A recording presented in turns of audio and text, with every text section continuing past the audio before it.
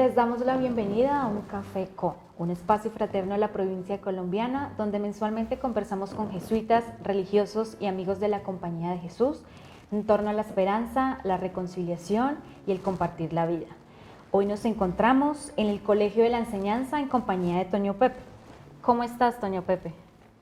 Muy bien, pues triste con la muerte del Santo Padre, pero al mismo tiempo muy agradecidos con Él mismo, con Dios, por ese relato de vida tan bonito que nos regaló y que en estos días estamos reconociendo universalmente. Gracias, Toño Pepe. Efectivamente, hemos sido testigos de estas muestras de afecto que hemos recibido, de esta solidaridad mundial en torno a la muerte del Papa, pero también a ese legado que nos está dejando. Bueno, en este quinto espacio vamos a disfrutar de un café con la hermana Gloria Liliana Franco, religiosa de la Orden de la Compañía de María. La hermana se define como mujer, hermana y discípula, es trabajadora social de la Universidad de Antioquia, magíster en Teología Bíblica, doctora en Teología. Actualmente es la presidenta de la Confederación Latinoamericana de Religiosos y Religiosas, conocida como la CLARC, autora de varios libros, y fue una de las 54 mujeres que por primera vez tuvieron voz y voto en un sínodo de obispos. Bienvenida, hermana.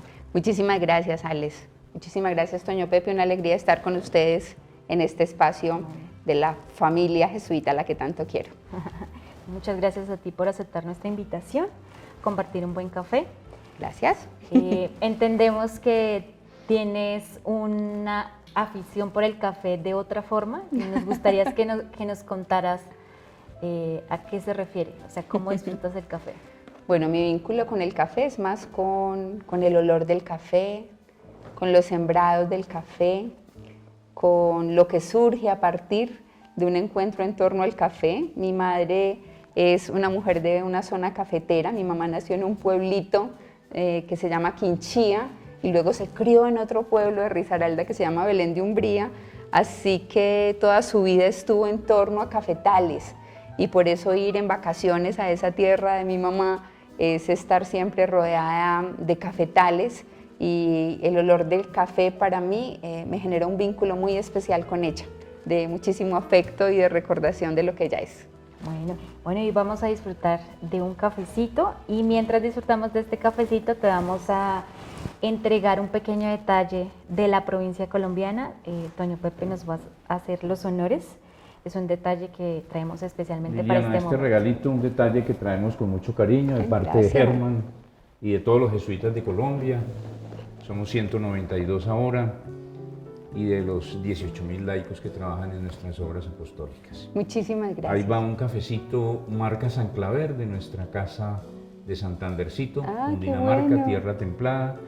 Y también te compartimos unos libros, como sabes, el año pasado cumplimos 100 años de la provincia colombiana restablecida después de todas las vicisitudes de los siglos XVIII y XIX.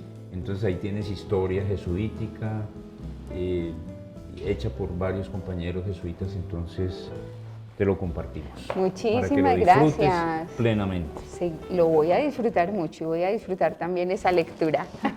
Gracias.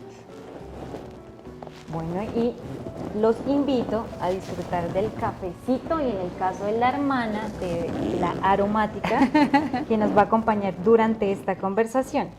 Y siempre empezamos esta conversación del cafecito hablando sobre cómo empezaste el día. Entonces nos gustaría que nos comentaras cómo empezaste tu día hoy. Mi día hoy lo empecé, bueno, a las 4 de la mañana cuando suena el despertador. Me bañé, luego tuve un espacio de oración de 1 hora. Después estuve en una entrevista con el canal Caracol por la muerte del Papa Francisco.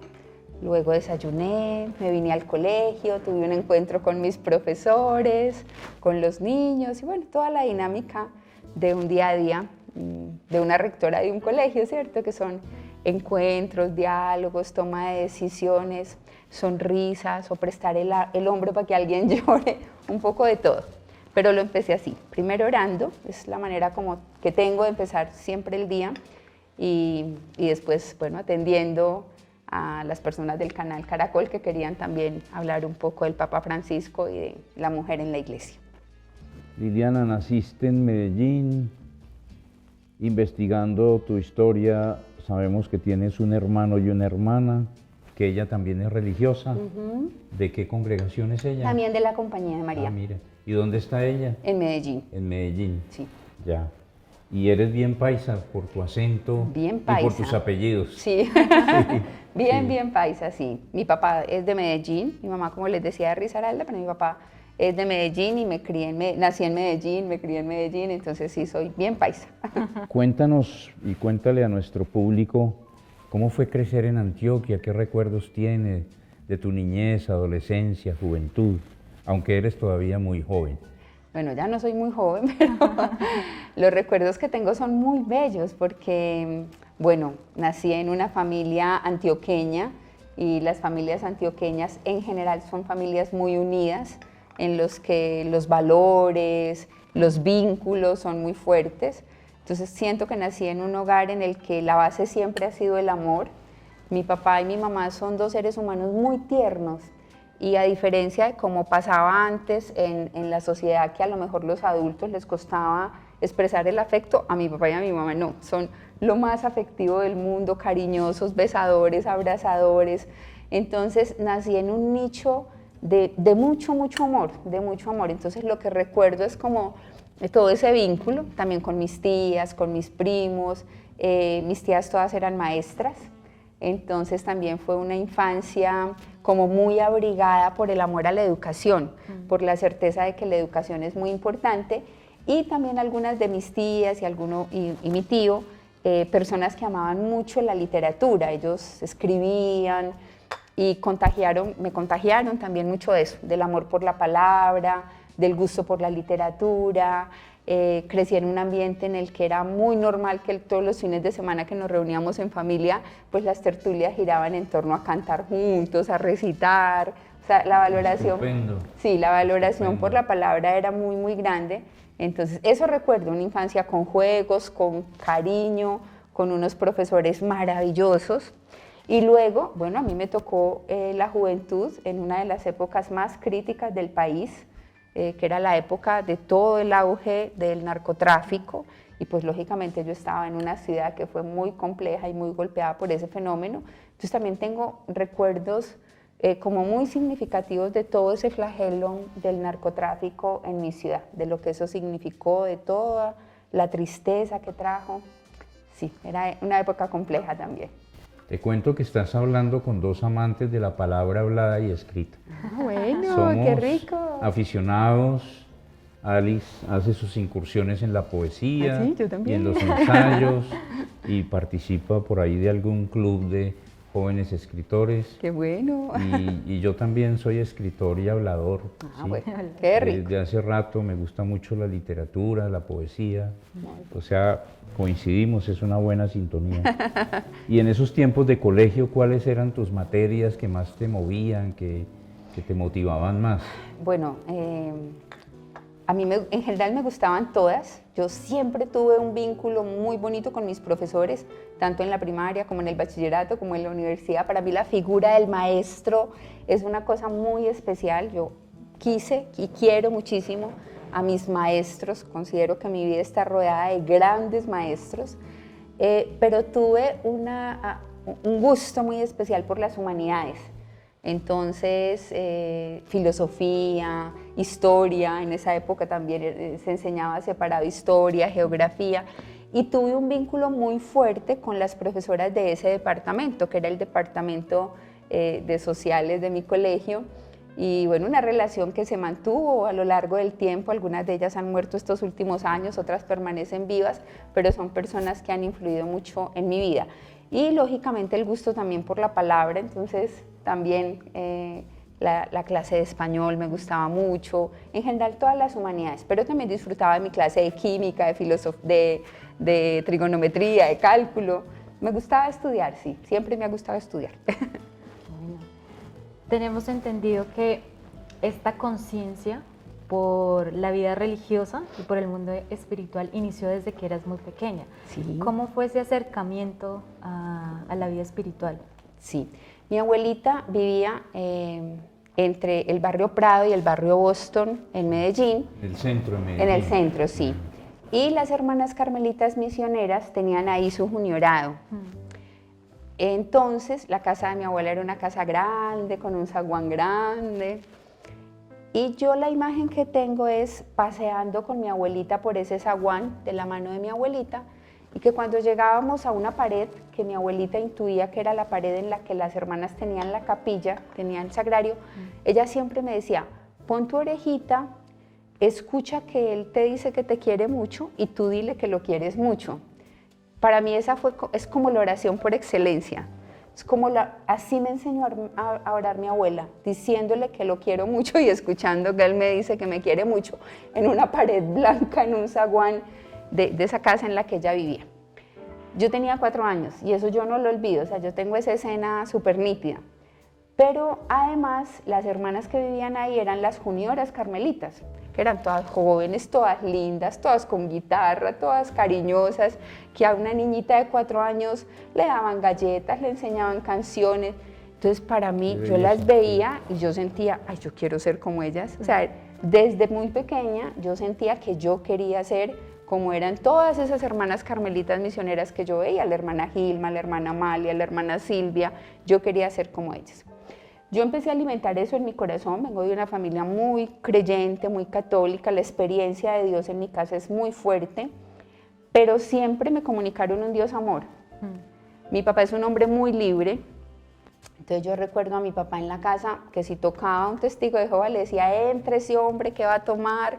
Y si pasaba un mormón, ¿qué hubo? Deme ese libro, déjeme yo leo eso, ¿qué va a tomar mi hija? Totalmente. Entonces, o sea, mi papá y mi mamá siempre nos comunicaron el amor de Dios, lo que nosotros aprendimos es que Dios es amor, pero aprendimos también como a querer y a cuidar la dignidad del otro y esa dimensión de apertura, de que la experiencia de Dios no te esclaviza, la experiencia de Dios te libera, te posibilita el encuentro con los demás, no te niega la diferencia. Entonces yo creo que haber tenido un papá y una mamá como el que tuvimos, pues influyó muy significativamente en mi vocación. Cuando conversamos con mi hermana, con Marisol, nos reímos porque decimos, las dos monjas, a mi mamá le costó mucho que nosotras fuéramos monjas, mi papá siempre lo ha vivido con mucha libertad y nos apoya, pero ella, si por ella fuera, que nos saliéramos.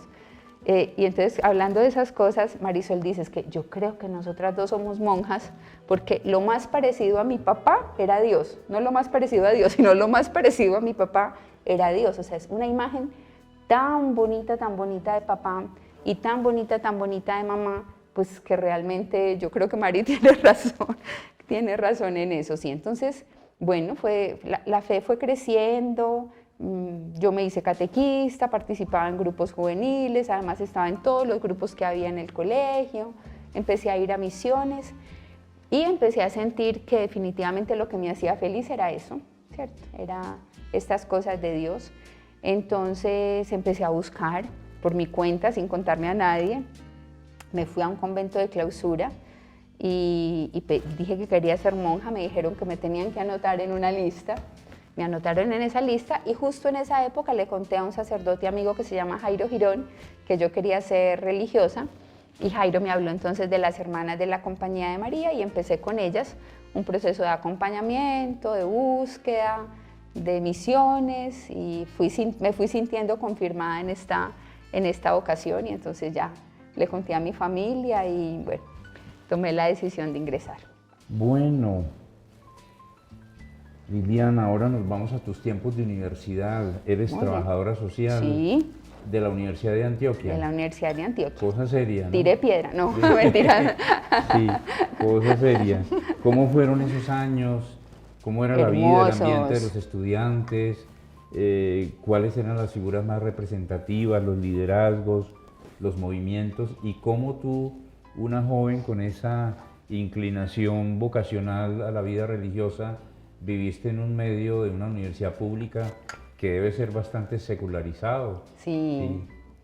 Una experiencia muy linda. Bueno, yo terminé el colegio y pasé a dos universidades, a Bolivariana y a la de Antioquia, pero en ese momento decidí entrar a mi comunidad. Entonces mi comunidad me pidió que estudiara, no comunicación, que era lo que iba a estudiar en Bolivariana, sino que estudiara trabajo social, que era mi segunda opción en la de Antioquia. Entonces me quedé en trabajo social en la de Antioquia. Entonces yo hice mi universidad estando vinculada ya a la compañía, era postulante. Era postulante y después suspendí la carrera por el noviciado y luego la retomé en el juniorado. Yo lo recuerdo como un tiempo muy bello, porque bueno, la Universidad de Antioquia es el alma mater, eso sí, nada se le compara. Es una universidad que te ofrece montones de cosas maravillosas a nivel de cultura, de arte, de encuentro con la diversidad. Entonces eso fue un valor agregado importante. Tuve también grandes maestros en la universidad, a los que recuerdo con muchísimo cariño. Yo no solo hacía las asignaturas de trabajo social, sino que me gustaba mucho también la psicología, entonces hice todas las de psicoanálisis, por ejemplo, y tuve ahí grandes maestros a los que quiero y a los que admiro muchísimo. Y las relaciones son las de una mujer que está buscando a Jesús, pero una mujer de, no sé, 19, 20 años, que se está abriendo a la vida, que está conociendo, que disfruta también con un concierto de Sudamérica, que quiere también conversar con sus amigos, pero que lógicamente por su opción de vida hay algo más en ella que hace que los vínculos también se establezcan desde ahí. Había movimientos muy importantes en la universidad, estaba por ejemplo todo este movimiento universitario, de católicos universitarios, que era un movimiento de gente muy buena y muy comprometida. En algo estuvimos ahí colaborando y frente a todos los desafíos políticos que había en la universidad, pues siempre la posición fue muy respetuosa. Lógicamente por la carrera en la que estaba, muchos de mis compañeros pertenecían a otros movimientos de los que hay en la universidad también, pero el vínculo siempre fue muy lindo con todos. Yo recuerdo estos años de universidad con mucho gozo, tengo grandes amigas, muchas de mis grandes amigas, de la gente a la que quiero, con la que me encuentro cuando voy a Medellín, con la que me voy a tomar un heladito o algo más, son personas de esas con las que estudié en la universidad. Hacen parte de mis grandes amigas, también algunos de los profesores que tuve ahí. Qué chévere. Continuando con esta vida universitaria, bueno, eres magíster y doctor en teología, ¿no? Sí. Una carrera, una disciplina que de alguna forma siempre ha sido más concebida dentro del rol masculino. ¿Cómo fue esa experiencia estudiando teología y qué fue lo más desafiante y lo que más disfrutaste de esa época estudiando teología? Bueno, yo primero inicié la maestría en teología. Yo quería estudiar algo más de corte humanista, pero estaba de misionera en Perú y estando ahí me dio una tuberculosis y no me la diagnosticaron a tiempo allá. Me trataron como si fuera una gastroenteritis o una gripa, pero me tuvieron con antibióticos mes y medio, entonces tuve un problema fuertísimo de glóbulos blancos, entonces me tuvieron que mandar de urgencia a Colombia, estuve hospitalizada mucho tiempo y estuve muy cerca del sufrimiento, ¿cierto? Muy cerca. Estuve al borde de la muerte, al borde de la muerte, la gente se despedía de mí, los médicos decían que ya me iba a morir y bueno, esa experiencia a mí me ayudó, es como mi segundo nacimiento, o sea, yo entiendo mi vida a partir de esa experiencia. Y esa experiencia a mí me ayudó a comprender existencialmente que todo es relativo, todo es relativo. Y que lo único fundamental es Él. Fue una época muy importante en mi vida y beber del sufrimiento, tenerlo cara a cara, conocer el sufrimiento de otras personas, en esos días de hospitalización, me hizo como crecer en una dimensión que es la de la profundidad. Entonces desde ahí yo empecé a pensar, bueno, hay que hacer algo, ¿no? Porque además me dijeron, no puede volver a esas zonas de misión tan difíciles, los médicos me tenían así, el sistema inmunológico estaba vuelto nada, entonces me dijeron, no se tiene que quedar en el Colegio de la Enseñanza Medellín, allá pues va a dar unas clasecitas, entonces tenía como tiempo para hacer algo más. Entonces decidí hacer una maestría. Lo que me motivó a hacer la maestría en teología era el deseo de profundizar en el sufrimiento. Bolivariana. Sí, en bolivariana. Entonces el deseo de profundizar en el sufrimiento y concretamente en una perícopa que es la perícopa de la agonía de Jesús en Getsemaní. Entonces, el deseo de poder entender lo que Jesús sintió en esa perícopa fue lo que a mí me motivó a hacer esa maestría en teología, y mi tesis de grado se llama A solas en el huerto, y es la experiencia del sufrimiento y la oración en Jesús de Nazaret, en esa perícopa. Fueron tiempos muy bonitos. Era hace mucho tiempo, era el 2008. En ese momento era muy extraño que una mujer hiciera una maestría en teología. Ahora es más normal, en ese momento no. Éramos solo 2 mujeres, los demás eran todos varones. Y religiosos, seminaristas. Muchos, Sí. y no era época en que hubiera laicos. Entonces, abrirse camino ahí no era fácil, poder tener una palabra ahí no era fácil. Yo recuerdo que la persona que me entregó el diploma expresó que le costaba mucho entregarle ese diploma a una mujer. O sea, fueron cosas de esas que se vivían en ese momento. Es una realidad, o sea, es una realidad. Yo recuerdo que cuando quise estudiar teología en Perú, que yo estaba en Perú, no me permitieron estudiar teología en la Universidad Católica. Tenía que ir a estudiar a un instituto en el que era ciencias religiosas y no teología, porque las mujeres no podíamos estudiar teología. Entonces, claro, fue también toda esa vivencia. Y bueno, ya pasaron los años y mi servicio, a mí me gusta muchísimo escribir. He escrito varios libros y me gusta ponerle en palabras mi experiencia de Dios, mi aproximación a la palabra, a la Biblia, a hacer mi propia lectura exegética. Pero iba reconociendo también que para que esa lectura pueda tener algún lugar en esta iglesia, hacen falta los títulos. Claro. A mí cuando me dicen su currículo, yo nunca lo doy, porque pienso que, o sea, ¿qué hace distinto a una persona con un doctorado a una que no lo tiene? No, en el plano de Dios no. Pero lamentablemente en nuestra sociedad y en nuestra iglesia eso es importante, y para poder tener una palabra autorizada pues hay que decir tengo un título, soy doctor o soy... Entonces es por esa razón estudié la teología, para poder validar eso que desde lo fundamental, que creo que es lo que Dios le revela a los pequeños, pues yo considero que es experiencia de Dios y experiencia válida. Entonces, por eso estudié el doctorado en teología. ¿También en bolivariana? También en bolivariana, sí. Hice una tesis sobre la mujer en la iglesia, se llama Con ellas. ¿Qué es tu tema? El asunto con mayúscula. Ahora es mi tema, sí.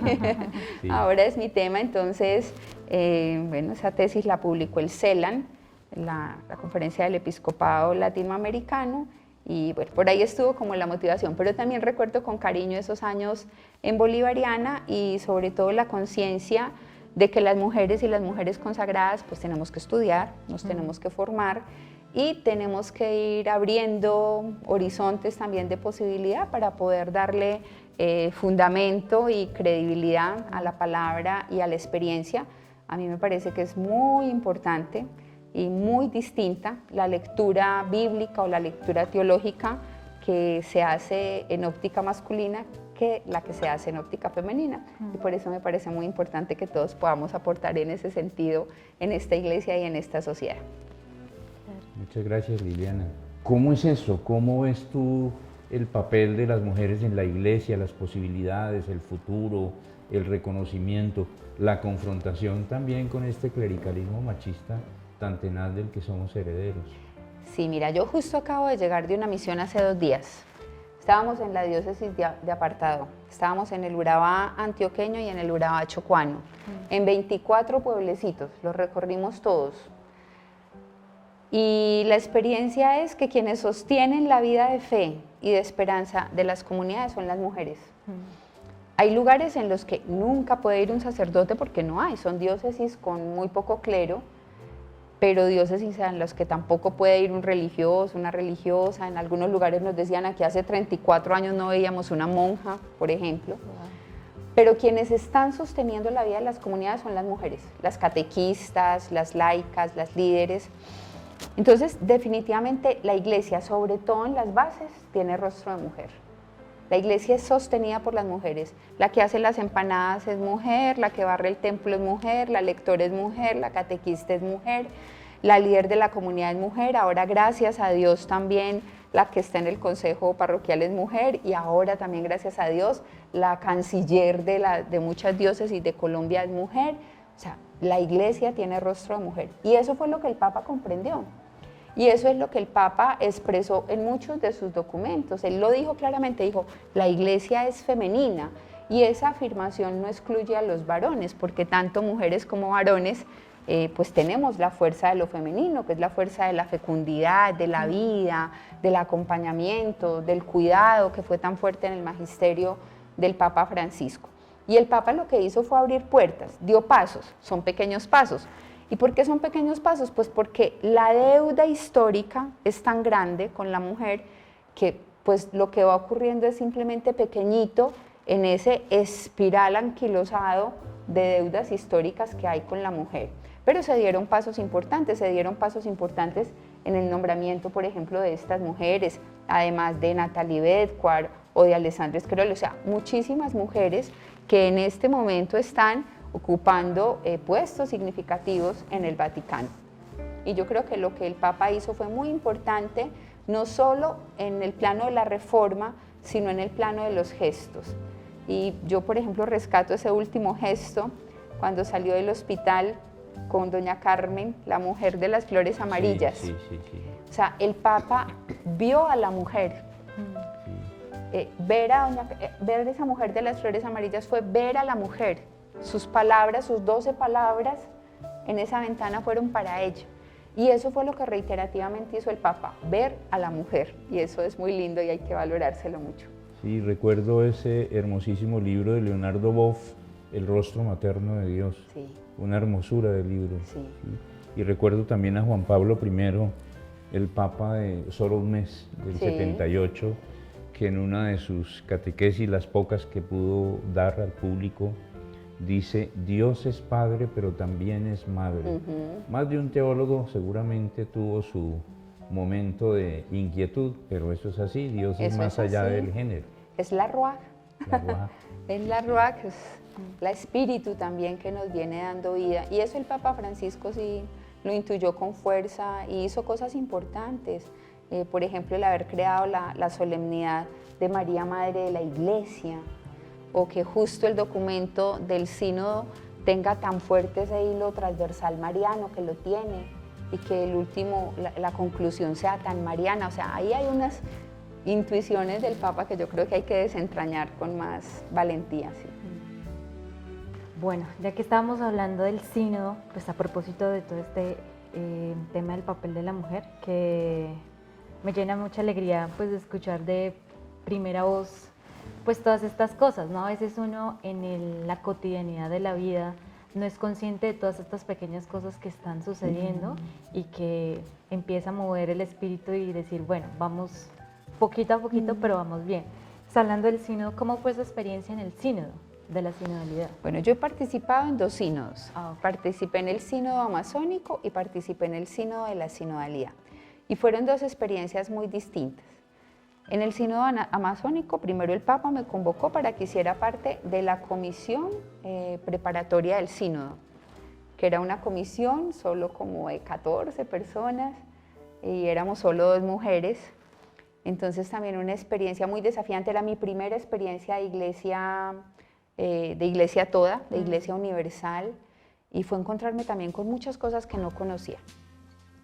Y por estar en esa comisión, entonces el cardenal Michael Cherny, que es jesuita, que era el secretario del sínodo, me pidió que yo fuera su asistente en el proceso de escribir el documento del sínodo. Entonces yo pude participar en una comisión que era muy especial, que era el cardenal Claudio Jumes, que era el relator del sínodo, el cardenal Michael Cherny y el obispo David Martínez, que eran los secretarios del sínodo, y un sacerdote dominico que era el asistente del Monseñor David, y yo era el asistente del cardenal Michael Cherny. Y por eso nos tocó vivir en Santa Marta un mes.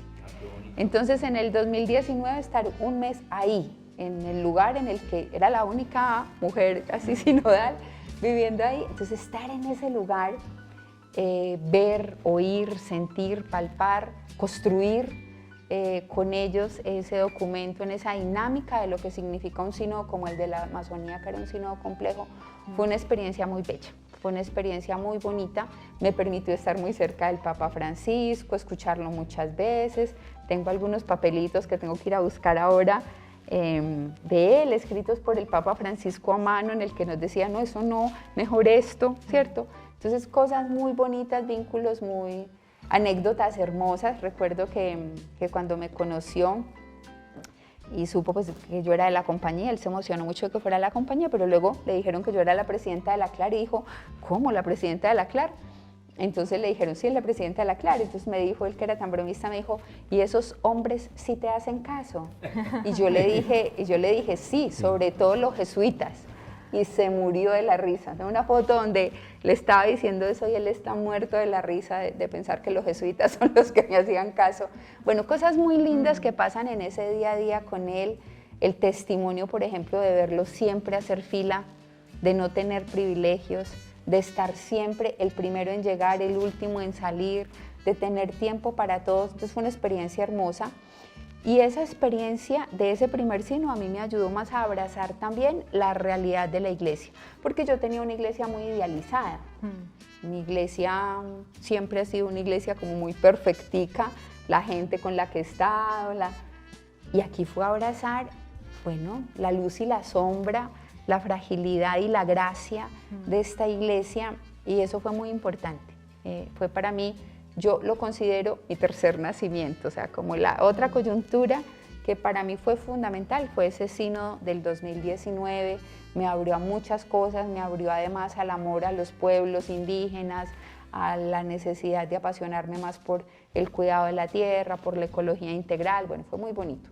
Y ahora este sínodo de la sinodalidad, pues es que ha sido toda una gracia de Dios, porque ha sido volver al origen, a la fuente del Evangelio, a entender que el protagonista de esta travesía sinodal es el Espíritu y que lo que nos corresponde es caminar juntos como hermanos, a intentar que las diferencias no se constituyan en barreras infranqueables, sino que simplemente sean la posibilidad de generar esa mística del encuentro a la que tanto nos ha invitado el Papa Francisco. Ahorita que estabas mencionando el papel de la mujer y pues también hablando un poco de tu experiencia espiritual, habías mencionado el cuidado y en varias entrevistas has hablado sobre el arte del cuidado, ¿no? Que me parece una frase muy bella porque creo que es parte del mismo planteamiento de vida que nos da Jesús, ¿no? El cuidado de las personas, del cuidado de la creación, incluso pues el Papa también lo hablaba. Me gustaría que nos pudieras compartir alguna anécdota, algún momento de toda tu vida, de tu ministerio, incluso antes, en el que hayas sido partícipe de cómo el arte del cuidado y el cuidado es muy importante en la vida de las personas. Sí, bueno, a ver, cuando uno contempla a Jesús en el Evangelio, Él fue un decidido cuidador, ¿cierto? Él veló porque no faltara el pan, pero veló porque se curara la herida, pero veló para que no hubiera, o sea, Jesús fue un decidido cuidador. Pero cuando uno piensa, por ejemplo, en el legado del Papa Francisco, también sí piensan en Fratelli Tutti, esa es la encíclica del cuidado. El icono bíblico que nos propone él en Fratelli Tutti es el del samaritano. Y lo que le dice el samaritano al posadero es, cuida de él, ¿cierto? Cuida de él, cuida del herido, cuida de la víctima, cuida del último. Y eso fue lo que hizo el Papa Francisco. En mi experiencia personal, yo siempre me he sentido muy abrigada por el cuidado de otros. Mi mamá, mi abuela, mis tías, mis profesores. Y el cuidado, en mi experiencia personal, el cuidado es lo que humaniza, ¿cierto? El cuidado es lo que te dignifica, el cuidado es lo que te recuerda que eres persona. Entonces, el cuidado de los otros a mí me ha hecho ser lo que soy, ¿cierto? Yo soy por el cuidado de otros, soy por la amorosa solicitud que otros han tenido conmigo.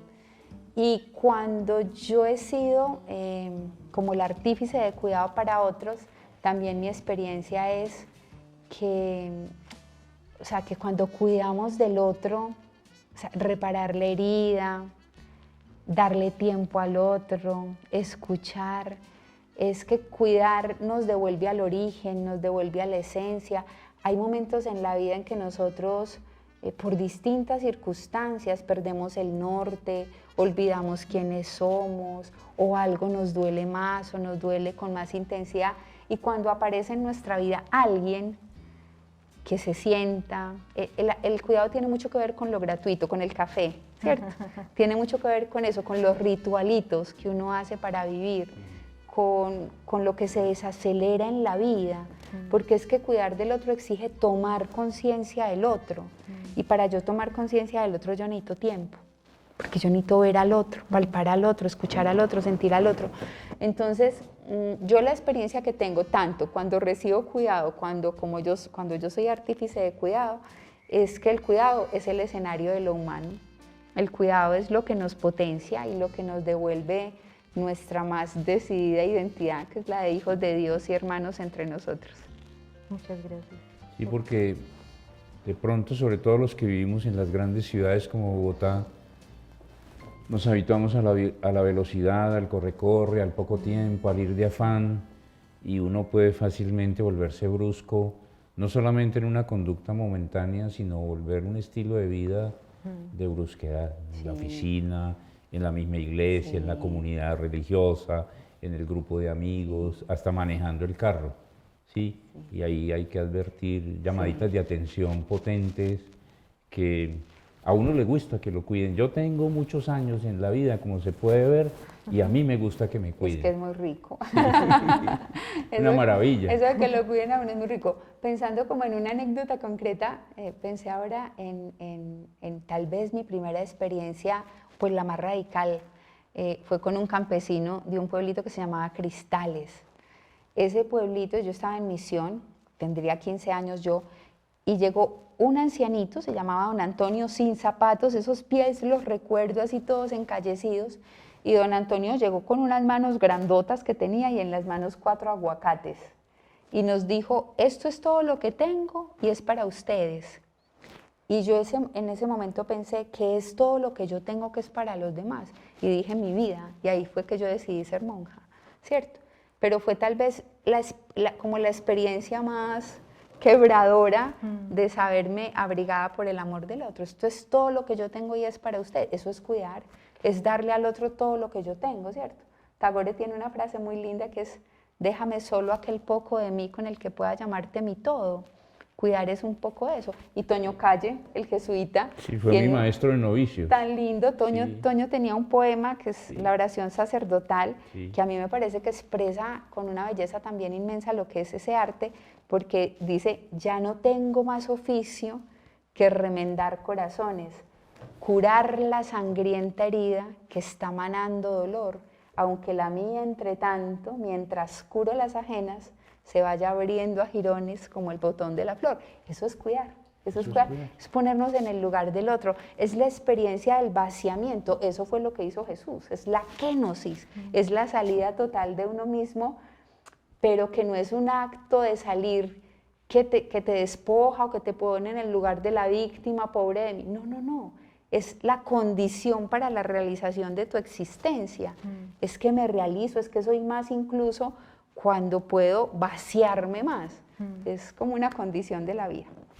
Uno tiene objetos simbólicos, íconos, cosas que le gustan de niños, juguetes, muñecas, carritos, el trompo en mi época, las maras eran las bolitas esas, sí. Después uno de adolescente ya es como la música, los discos, los regalos de la chica o del chico que le gusta, los afiches, la ropa misma. ¿Qué objeto es para ti un ícono expresivo de tu ser? A ver, tengo un niño Jesús, una imagen del niño Jesús pequeñita de barro, italiana, de esas que hacen las hermanas del padre de Foucault, que es de barro, es un niño Jesús de barro, y está quebradita su cabeza, está pegadita con colbón, y es para mí muy importante ese objeto. Me lo dio una persona que es muy importante en mi vida, era el objeto más importante para esa persona, me lo regaló a mí y me recuerda siempre el tema de la fragilidad, de la encarnación. Es el niño Jesús, pero además es de barro, pero además está quebrado. Entonces me recuerda toda esa dinámica de la encarnación, que es la dinámica como en la que yo quisiera vivir. Y luego como de cosas así de infancia, a mí me decían jirafa porque pues yo mido unos 78, entonces por obvias razones me decían jirafa mis hermanitos. Entonces me gustan mucho las jirafas, tengo jirafas, la gente me regala jirafas. Y con los años he descubierto cómo es el liderazgo de las jirafas. Y me gusta mucho porque la jirafa es un animal que lidera sin agresividad, pero que además su visión es de largo alcance. Entonces también es como que recoge un poco la manera como yo quiero situarme pues, en mi servicio, con una visión más allá y con un liderazgo que no agreda a nadie. Muchas gracias. Bueno, te vamos a proponer una dinámica. Esta dinámica es un poco para conocerte un poco más. A ver. Se las hemos hecho a todos nuestros invitados y la idea es que respondas con lo primero que se te venga a la cabeza. Perfecto. ¿Vale?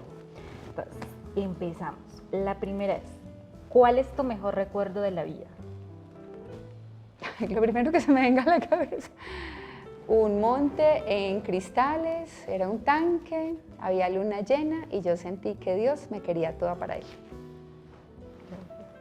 Bueno, esta es un poco controversial, ¿no? A ver. ¿Mazamorra paisa o canelas? Ah, no, mazamorra paisa. Estupendo. Ah, no, eso está claro. La tierra tira. Sí. Con panelita además. ¿Qué tipo de música escuchas? A mí me gusta mucho la trova cubana. Y bueno, me gusta muchísimo también Joan Manuel Serrat y José Luis Perales. Esa música es como cuando quiero hacer como algo que me guste. Eso. Sí. Pero también hay algún tipo de música así más clásica que me gusta. ¿Cuál crees que es la mejor película de todos los tiempos? Bueno, ¿qué será? No sé. La vida es bella, no es que no soy muy cineasta yo. Es una película que me pareció muy linda. Una película que a mí me marcó mucho fue una película argentina que se llama La noche de los lápices. Uf, sí. Esa película para mí fue muy Durísima. significativa en un sentido. Ahí, la película La vida es bella me gusta mucho porque ese papá se parece mucho a mi papá, entonces me encanta ese papá. Pero no, creo que todas las películas tienen algo bonito. Pues no soy muy cineasta yo. ¿Qué te hace sentir más feliz y plena?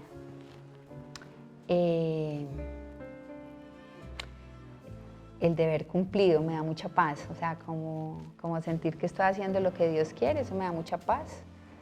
Me da mucha paz orar, me da mucha paz escribir y felicidad me da el trabajo con los más pobres. O sea, yo soy plenamente feliz cuando estoy en medio de los más pobres. Ahí soy plenamente feliz. Cuando me mandas al barrio Lomitas, donde estamos abriendo ahora una casita sinodal, ahí con los niños soy plenamente feliz. O la semana pasada que estaba en esa misión en toda esa zona del Urabá chocuano, ahí soy plenamente feliz. Eso es lo que más feliz me hace. Dar la vida y darla en medio de las personas sencillas y sentirme abrazada y acogida por todo el amor de los más pobres, eso me hace feliz. ¿Cuál es la persona que más admiras? Mi papá. Sí. Es mi personaje favorito en la vida.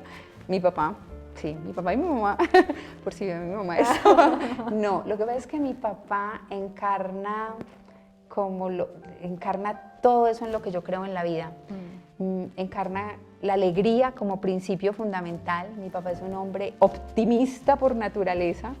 Es un hombre que sabe sacar las cosas buenas de todo, entonces yo creo en eso profundamente. Es un hombre inclusivo, es un hombre que cree que uno puede ser amigo del pobre, del rico, del que piensa así, del que piensa así, y yo creo en eso. Mi papá fue un lector, ahora está ciego, pero fue un lector así obsesionado por la lectura, un gran conversador. Mi papá es una persona a la que admiro muchísimo, ahora está ciego, nunca se ha victimizado, nunca se sitúa como desde el lugar del no poder, todo en su vida es un canto de acción de gracias. Entonces, la persona a la que yo más admiro es mi papá, es lo que recoge y expresa eso que quiero ser, y cuando está al lado de mi mamá es ya perfecto, porque mi mamá es la bondad, la ternura, sí, son como los personajes que recogen lo que me encuentra con lo más humano, lo que me potencia Y luego a nivel de otras dimensiones de la vida, admiro mucho un sacerdote carmelita que se llama Pedro Arenas, es un sacerdote que está en Manizales, yo es de Santander, de Bucaramanga. A esa persona yo la admiro muchísimo, también porque creo que es un hombre coherente, con opciones nítidas. Y luego admiro a la gente simple, ¿cierto? Admiro a la señora de las flores amarillas del Papa, admiro a Norma, la señora que conocí la semana pasada en San Francisco, que tiene su hijo parapléjico. Admiro a mucha gente esa, que lucha y vive admiro a Jacqueline, que está aquí abajo, y su hijo es un niñito de cristal, y ella tiene todos los días que estar en función de... Admiro a esa gente, la que lucha, la que se la juega toda, esa. Bueno, este año estamos en el año jubilar, ¿no? Ya para ir finalizando este espacio, me gustaría que me contaras qué te da esperanza y cómo podrías compartirla pues, con toda la iglesia. Jesús de Nazaret. O sea, me da esperanza Jesús de Nazaret. Lo demás me da alegría, me da optimismo, pero esperanza me da Jesús de Nazaret. Saber que Él es el centro y el sentido de esta existencia. Entonces me da esperanza a Él, me da esperanza a su mensaje, me da esperanza a una iglesia que se construye en medio de fragilidades, pero desde la conciencia del valor de lo comunitario.